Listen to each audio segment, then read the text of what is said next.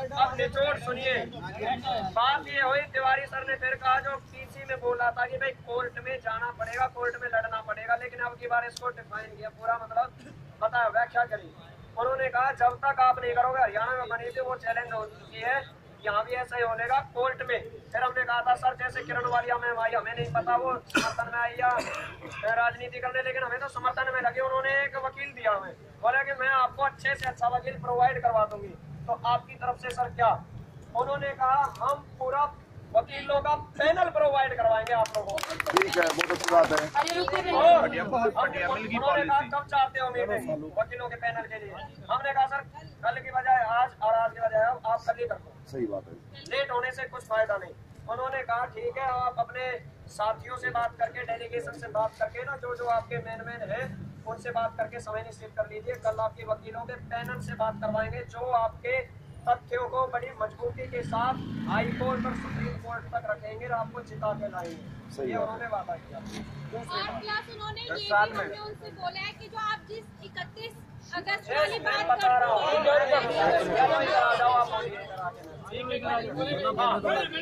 दूसरा नहीं, अगर फोन नहीं है तो यहाँ के बोलिए।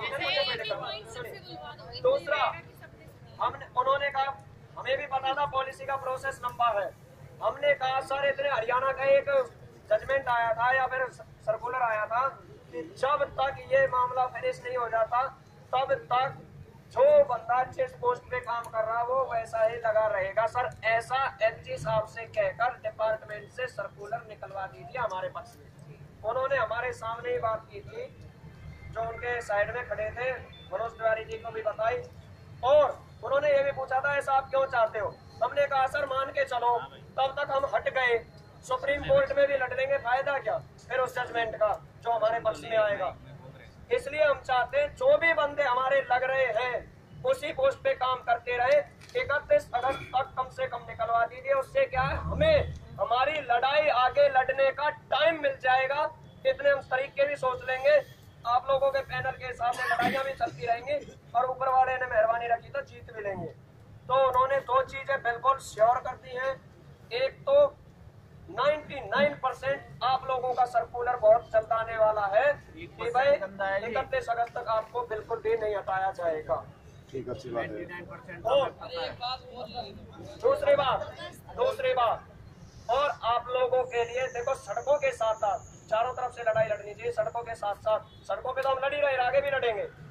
वकीलों का पैनल प्रोवाइड करवाएंगे अच्छे से अच्छा, वो हमारी बात दमदार तरीके से वहाँ रखेंगे और वहाँ जीत के आएंगे। क्योंकि जब कोर्ट से हम जीत के आ जाएंगे, हाई कोर्ट या सुप्रीम कोर्ट से, फिर उसे ना यंग जो बच्चे डीएफटीए वाले जो हमारे साथी हैं ना तो वो चैलेंज कर पाएंगे, ना अशोक अग्रवाल जैसे वकील उस पर ऑब्जेक्शन उठा पाएंगे, ना ही कोई और। फिर हमारी लाइफ बिल्कुल सिक्योर हो जाएगी। अगर इन बातों से आप सहमत हो, देखो जब तक सर्कुलर नहीं आ जाता 31 अगस्त तक का तब तक तो हम हटेंगे नहीं। यदि इन बातों में सहमत हो, सर्कुलर आ जाता तो उसके बाद हम जैसा आप कहेंगे वैसा कर लेंगे, नहीं लड़ाई तो जारी है ही, कोई दिक्कत ही नहीं है।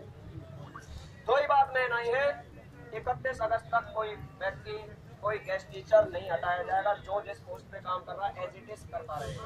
दूसरा, वकीलों का पैनल हमें प्रोवाइड करवाया जाएगा, अच्छे से अच्छे वकीलों। पॉलिसी की बात भाई कुछ उसकी मीटिंग आप लोग कहोगे कल ही हो जाएगी, यदि आप लोग एग्री करते हो तो टाइम आप लोग बता दीजिए।